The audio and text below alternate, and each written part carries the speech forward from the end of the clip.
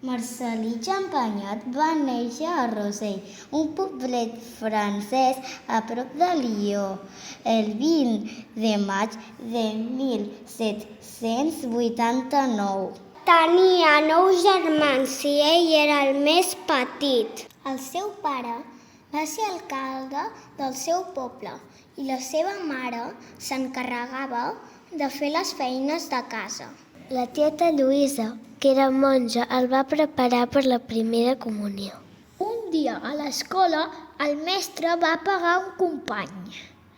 Marcel·lí es va posar tan trist que no va tornar mai més. Es va posar a treballar, cuidant ovelles per guanyar alguns diners. Durant uns anys a França va haver una guerra molt dura. Això va fer que es tanquessin moltes escoles.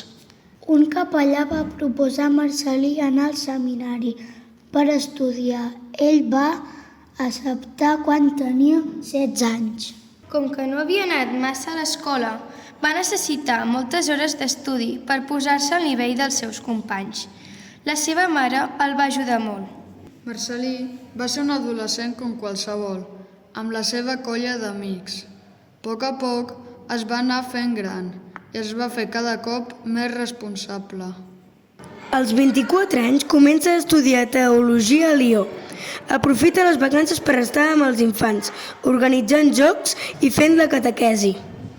El 22 de juliol de 1816, a la catedral de Lió, Marcel·lí és ordenat sacerdot amb 52 companys més.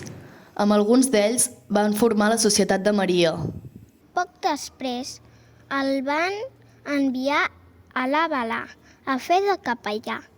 Era un poblet de pagès, enmig de les muntanyes. La gent vivia molt separada i no hi havia mestres ni catequistes. Marcel·lí va tenir una gran estima envers la gent i especialment cap als infants. Sovint li venia al cap una idea, la fundació de germans que es dediquessin a educar els infants i els joves. Marcel·lí era molt bon catequista. Ni el fred, ni la pluja, ni la neu els feien quedar-se a casa i deixar la catequesi. En els viatges a peu que feia per les cases del poble, que estaven repartides per les muntanyes, sempre entrava a saludar les famílies de les masies que trobava pel camí. Un dia el van cridar perquè anés a visitar un jove que estava molt malalt, Joan Baptista Montany. Al capçal del llit del jove malalt, Marcel·lí, amb una estimació molt gran, li va ensenyar el que va poder de la vida de Jesús. Al cap d'uns dies es trobà amb 2 joves amb els que van encetar la vida de la primera comunitat marista a la Balà.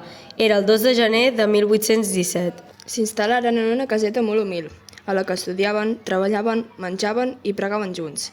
Era com una gran família, en la que Marcel·lí era un pare i amic. Cada nit es reunien al voltant de la taula per sopar i compartir. Com que la casa se'ls va fer petita, calia cercar un lloc més gran. Van comprar un terreny entre el riu Gier i la roca de la muntanya. Li van posar el nom de l'Ermitage. Tots van treballar en la construcció de la casa. Marcel·lí va donar exemple i va treballar amb intensitat. Marcel·lí estava convençut que Déu volia aquesta obra per permetre una casa més gran per acollir els germans maristes. Tot i les dificultats, també hi va haver gent del poble que li va donar suport.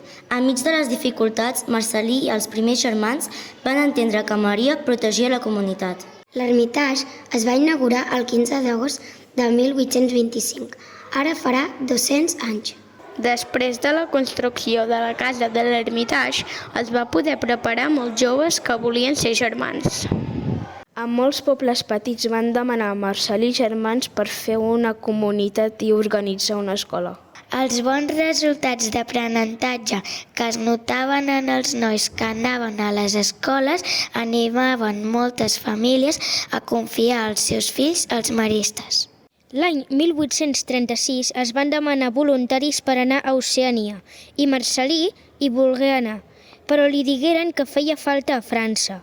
Hi van anar diversos germans, que van ser els primers maristes que sortiren del país. Marcel·lí es va posar malalt i, veient que es podia morir, va escriure un text anomenat Testament Espiritual, on convidava els germans a viure amb il·lusió, estimar Jesús i a Maria i ajudar els infants. Marcel·lí va morir el 6 de juny de 1840 a la casa de l'Ermitage.